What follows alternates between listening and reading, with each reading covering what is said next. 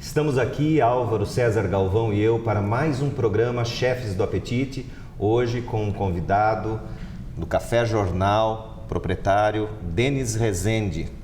Café Jornal há quantos anos? A gente está fazendo 16 anos. 16 anos de sucesso. Nós vamos falar sobre longevidade e, antes de começar, um brinde a essa... Café Jornal, que tem uma fantástica adega, sempre teve um trabalho fantástico com os vinhos, então vamos brindar ao amigo Denis. Bom tê-lo aqui. Saúde a todos. Saúde.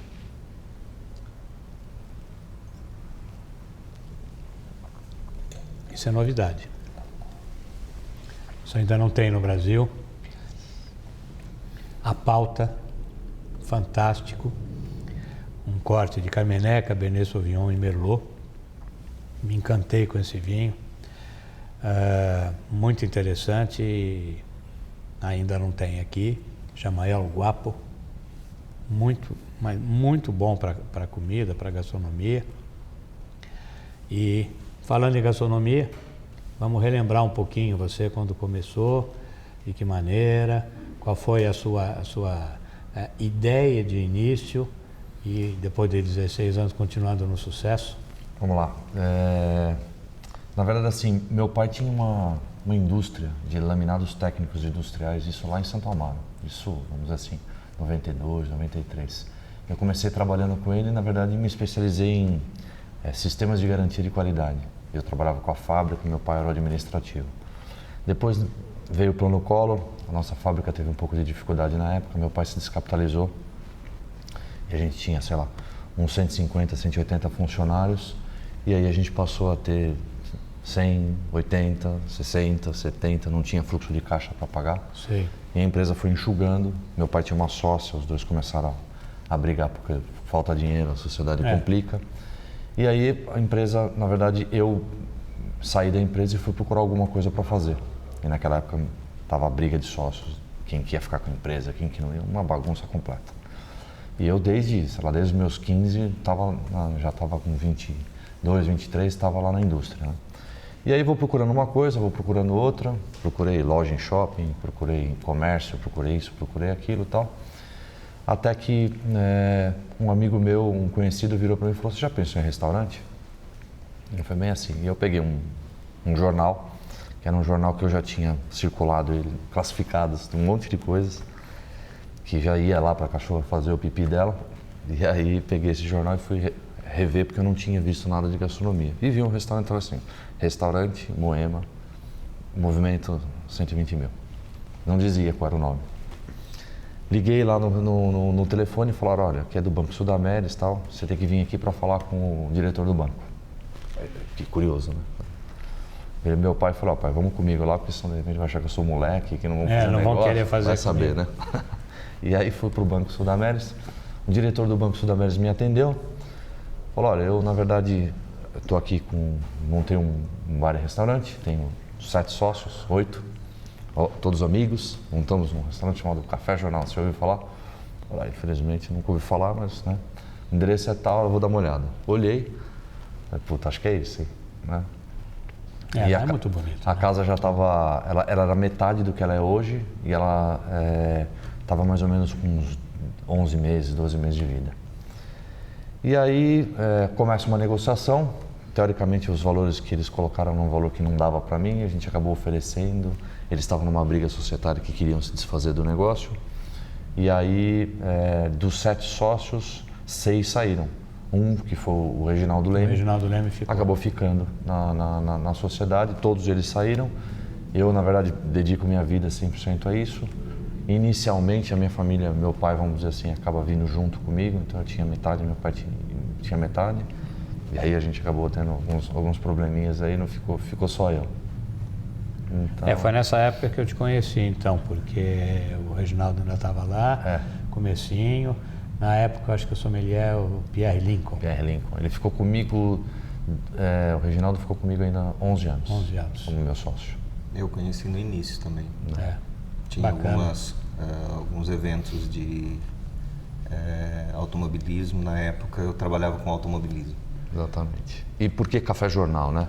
Café Jornal, assim, o Reginaldo nessas viagens pelo mundo em função da Fórmula 1, do automobilismo, no Grande Prêmio da Alemanha tem uma cidadezinha chamada Heidelberg, e em Heidelberg os jornalistas voltados para o automobilismo se encontravam num pequeno café jornal. E aí ficou o lance de trazer o nome Café Jornal. O Café Jornal era uma configuração lá de um bar, de um café, mais para café do que para bar. E aí aqui já veio uma coisa um pouco mais grandiosa, voltada mais para bar, né? Hoje o Café Jornal é um bar e restaurante, e quando eu peguei ele era essencialmente só um bar, né? Então, quer dizer... era mais, exato. A proposta era mais A proposta era bar, né? Denis, a gente sabe das dificuldades que existem para você manter um negócio, restaurante, dentro da área de food service. Como você conseguiu manter a longevidade aí do seu restaurante e o sucesso da casa, né? Até hoje o Café Jornal é tido como uma referência dentro da gastronomia. Em São vinhos Paulo, também. Né? Em vinhos também. Como é que você consegue administrar isso, administrar o sucesso da sua casa? Olha, depois de todos esses anos, né, quantas casas já não, né, nasceram, cresceram, morreram, né, muitas, né, que a gente viu. Eu acho que assim, um primeiro assunto é que assim, o mercado está começando a se diferenciar. Muita gente que tem capital, então o cara é um médico bem-sucedido, ele fala, bom, eu vou montar um restaurante, e meu sonho é montar um restaurante. O problema é a paixão, né? Exatamente. Aquilo que eu faço por lazer vai virar para mim quer dizer, de hobby passa a ser profissão, e aí não é bem isso. E não é bem isso. Então, quer dizer, eu acho que a primeira coisa é foco e dedicação. Então, quer dizer, não dá para o cara ser um empresário bem-sucedido do aço, da metalúrgica, do isso, do aquilo, que acaba virando, vamos dizer assim, o restaurante acaba virando o buraco onde vai um monte de dinheiro embora. Que isso a gente já viu acontecer um monte de vezes com profissionais de diversas áreas. Dos maiores possíveis imagináveis que a gente, né? Porque na verdade a gastronomia... E gente competente naquilo que faz, porém é bem isso, o hobby se transformando na sua profissão é diferente. O que eu sei a mais? Eu não sei nada, mas a questão assim, esses grandes empresários não estão focados no assunto, né? Então, quer dizer, eu vivo, respiro, desde que quando eu entrei no negócio, gastronomia, vinhos, e a minha equipe, o meu pessoal, e as minhas compras, e o meu contas a pagar, e os meus problemas, e os meus impostos. Então, acho que esse é o ponto básico inicial, né? Segunda coisa, que na verdade eu vejo que no restaurante a questão da liderança mesmo, vamos dizer assim, as pessoas, o que fideliza um cliente numa casa é muito mais o coração do que até o próprio estômago. Ou seja, as pessoas elas necessitam cada vez mais de serem reconhecidas. Você quer chegar no lugar e você quer sentir aquele calor. E reconhecer, desde o cara da manobra, você olha para o cara da manobra e o cara já, como é que vai o Dr. Wagner, como é que vai o senhor?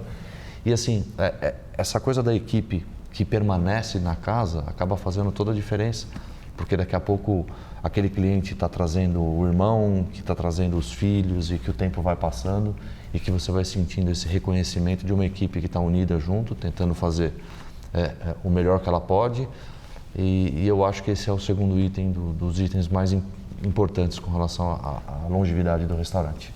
Interessante, um foco interessante. Pessoas.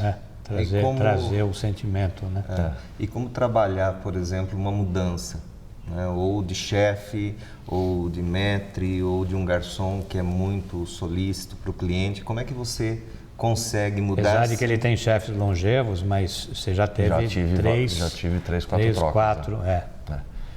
As trocas, na verdade, assim, as minhas trocas no geral, eu diria assim, todas elas foram trocas que foram para a coisa ir para frente. Então você pega, sei lá, Mariana Valentini, que trabalhou comigo durante, sei lá, 3, 4 anos, ela sai de lá, monta um restaurantezinho e depois monta uma rotisserie, isso, aquilo, ela TV, prosperou, hoje né? Então, quer dizer, exatamente, sai do Café Jornal para ir para frente, né? Então não teve crise, não teve isso, não teve aquilo, né?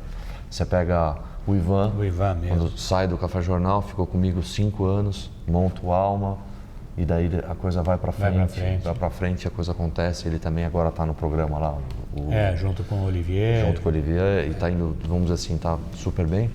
Então, quer dizer, eu acho que assim, as minhas baixas, as minhas perdas foram perdas que na verdade só engrandeceram o próprio Café Jornal, porque na verdade construíram um para frente. Uma estrada tanto para os chefes como para o próprio Café Jornal. Exatamente. Enfim, só para falar um pouquinho de um item que eu acho importante a gente colocar aqui para os nossos teleinternautas, você estava em plena expansão na época do charuto. Sim. Você fez uma aquisição, um investimento bastante grande, de repente veio a lei antifumo e aquilo foi um breque geral. Foi. Isso trouxe reflexos importantes? Trouxe prejuízos bastante importantes.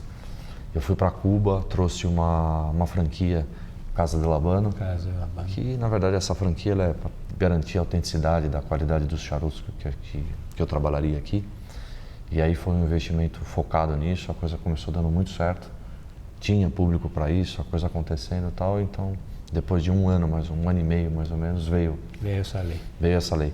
E aí e uma lei que na verdade assim, deixou não teve brecha, né? Não teve brecha.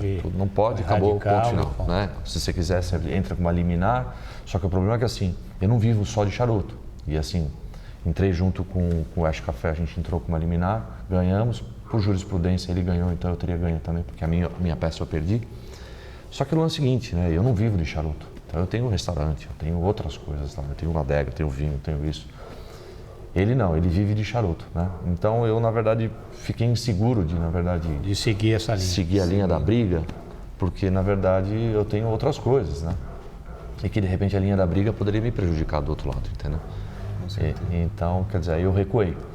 E, na verdade, assim, ainda tem o espaço ainda funciona, só que, na verdade, eu tô, vamos dizer assim, aos pouquinhos, a coisa... Eu tinha um umidor cheio de charuto, hoje eu tenho uma caixinha.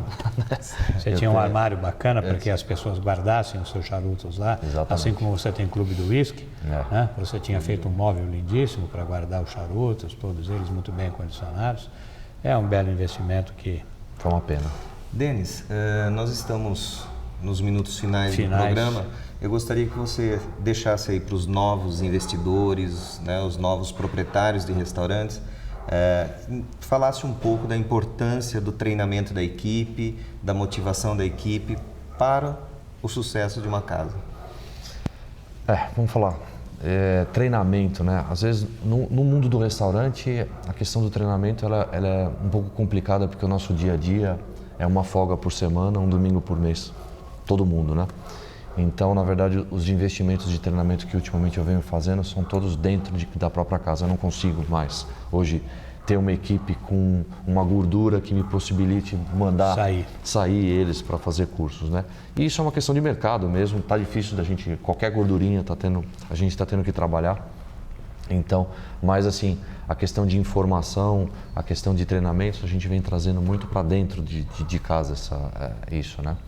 Então, e hoje em dia, assim, a questão de mão de obra, ela está cada vez mais complexa. E eu acho que ainda vai piorar bastante. A gente sabe que hoje, assim, no mundo inteiro, a questão de mão de obra vem vindo de mal a pior. E quer dizer, todo mundo é doutor e ninguém quer... E, na verdade, aquela coisa do servir alguém é como se fosse um subserviço. Eu sou inferior. Do momento que eu te sirvo um vinho, eu coloco um prato na sua mesa... Eu sou menor que você. Quem sabe um dia eu largo essa vida e vou estar sentada do outro lado sendo atendido, né? Então eu acho que ainda tem um trabalho grande ainda a ser feito. Aqui, o Brasil acho que ainda está um pouco na frente, vamos dizer assim, a nível de serviço, mas a gente na base, assim, vamos dizer assim, porque na verdade no restaurante assim todas as peças são fundamentais. Então hoje você fala quem é mais importante, o cozinheiro ou o cara da pia? Mas se o cara da pia não for um cara ótimo, o cozinheiro lá está com problemas graves. Ele vai ter que sair e vai ter que lavar. E quem é que vai para a pia? Ninguém quer ficar na pia. Então, a coisa está complexa, né? Então, às vezes, de repente, eu diria que hoje, assim, o cara que está aqui em cima e o cara que está aqui embaixo estão começando a se igualar. Então, quer dizer, começa a ter, né? É melhor você pagar mais caro para o cara que está lá embaixo, mesmo que, de repente, você fale, porque para você conseguir um equilíbrio melhor, e para você poder ter todas as pontas dentro do restaurante, porque sem uma boa limpeza, sem uma boa pia, sem isso, aquilo, tal, a outra ponta ela não funciona, né? Então, isso eu acho que hoje é o desafio que a gente está passando, trazer os treinamentos internos, eliminar todo tipo de gordura que puder ter, que hoje não dá para ter, com essa carga tributária que a gente vem pagando, com todas as obrigações que a gente vem, para a gente conseguir isso, tem que estar no custo. Meu pai sempre dizia para mim, né? Custos são como unhas, né? Você tem que estar sempre cortando. Tem que estar com o trim lá o tempo inteiro cortando para a coisa andar, né? Boa, essa é ótimo. Então acho que fica essa mensagem aí. Ok. Muito bem. Vamos para um rápido intervalo. O Val vem hoje? O Val vem. Ah, bom. Vem, eu não sei se vem de avião ou vem de ônibus. Ele não gosta muito de avião, mas eu acho que de ônibus não, mas ele vai chegar. Ele vai chegar. Então, até daqui a pouco, depois do intervalo, segundo bloco com Val Coutinho.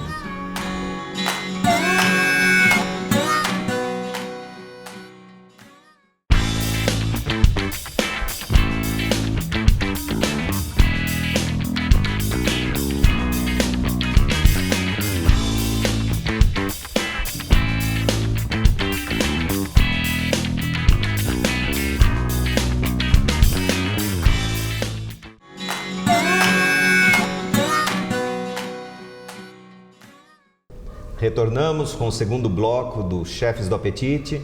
Val Coutinho, temos uma pergunta de um teleinternauta. Ele quer saber, cardápio cruzado sempre? O que é cardápio cruzado? Antes que eles comecem a ligar para nós desesperadamente, o que é cardápio cruzado? É verdade, Álvaro. Vou explicar um pouco do como funciona o cardápio cruzado. A funcionalidade dele e também explicar um pouco como é que funciona. O que acontece? O cardápio cruzado, ele se vem com a mistura não só das proteínas, mas com a mistura do cardápio que você inicialmente desenvolve. A princípio, eu gostaria primeiro, antes de entrar exatamente no cardápio cruzado, falarmos um pouco sobre a criação do cardápio. Porque o cardápio cruzado, o que acontece? Vai em encontro ao que a casa quer fazer com o seu cardápio, o direcionamento justamente. Qual o direcionamento que a casa está fazendo dentro do seu cardápio? Qual que é a proposta da casa? Então, o cardápio cruzado, o que acontece? Ele é utilizado nesse aspecto. Primeiro, eu acho que é a criatividade. A casa tem uma proposta criativa, abre um espaço criativo para o chefe e ele faz o desenvolvimento do cardápio.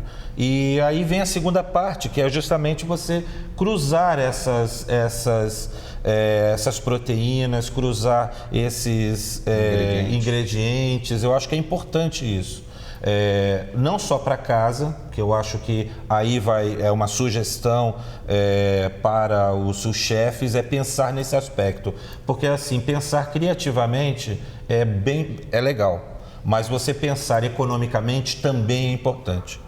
Então, quando você consegue unir essas duas partes, é o que você consegue realmente chegar num bom senso e chegar dentro do denominador comum. Criativo para o chefe, econômico para casa e dentro do foco do objetivo da proposta que ela tem. Tá? Então, acho que é isso que é importante. O cardápio cruzado é exatamente isso, é você não utilizar proteínas ou utilizar ingredientes isoladamente. Então, por exemplo, você cria lá vamos dizer que você coloca um filé mignon, aí o que acontece? O filé mignon, ele tem as aparas, você não utiliza todos os itens do filé mignon, vamos dizer assim. Então você tem um subproduto do filé mignon e você reutiliza esse produto para fazer outro prato.